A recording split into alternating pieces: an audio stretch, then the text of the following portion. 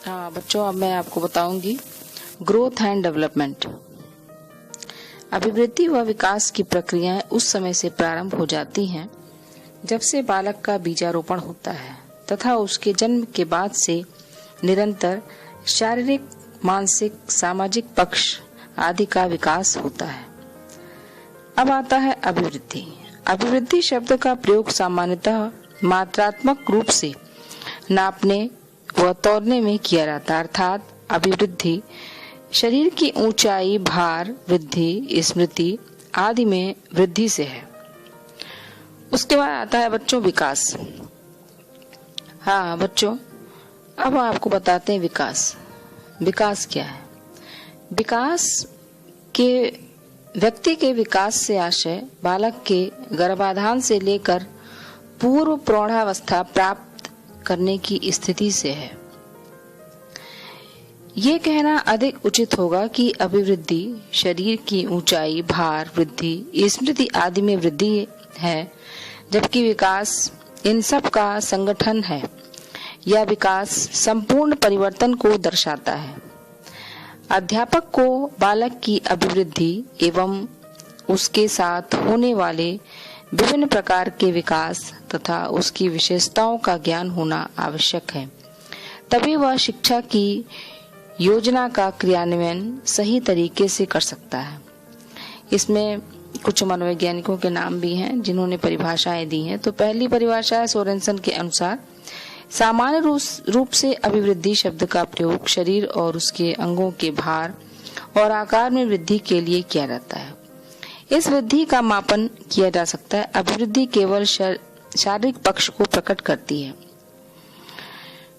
विकास एक बहुमुखी क्रिया है। इसमें शारीरिक विकास के अतिरिक्त सामाजिक, मानसिक तथा संवेगात्मक अवस्था में होने वाले परिवर्तनों को भी सम्मिलित किया जाता है। इसके बाद जो परिभाषा है वो है जेम्स ड्रेवर के अनुसार, विकास वह दशा है जो प्रगतिशील परिवर्तन के रूप में प्राणी में सतत रूप से व्यक्त होती है। यह प्रगतिशील परिवर्तन किसी भी प्राणी में भ्रूणावस्था से लेकर प्रौढ़ावस्था तक होती है। यह विकास तंत्र को सामान्य रूप से नियंत्रित करता है। यह प्रगति का मानदंड है जो किसी निश्चित लक्ष्य की ओर निर्देशित होता है। अब आपको दोनों में अंतर बता देंगे, वृद्धि और विकास में क्या अंतर है।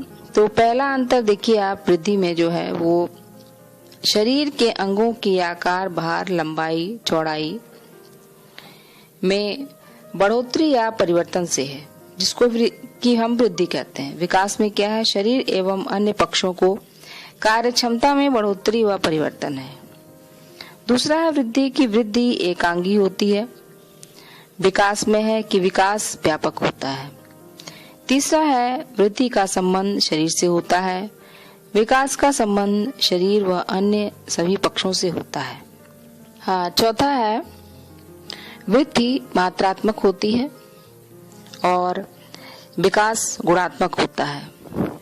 वृद्धि मापनीय होती है और विकास मापनीय नहीं होता है। वृद्धि एक अवस्था में आकार में रुक जाती है, लेकिन विकास निरंतर होता रहता है। यह जीवन पर्यंत चलने वाली प्रक्रिया है। वृद्धि को क्या परिवर्तन होगा पूछकर ज्ञात किया जा सकता है, लेकिन विकास के लिए कैसे परिवर्तन होंगे इस प्रकार से पूछा जा सकता है। वृद्धि संरचनात्मक होती है, विकास कार्यात्मक होता है। अब बच्चों आप देखेंगे विकास की अवस्थाएं, तो कौन कौन सी अवस्थाएं हैं? शैशवावस्था है, बाल्यावस्था, किशोरावस्था और प्रौढ़ावस्था। इसकी अलग अलग अवस्थाएं हैं और अलग अलग तरीके से इसमें कार्य होता रहता है। और इसमें बच्चों अब मैं आपको बताऊंगी अभिवृद्धि व विकास के सिद्धांत।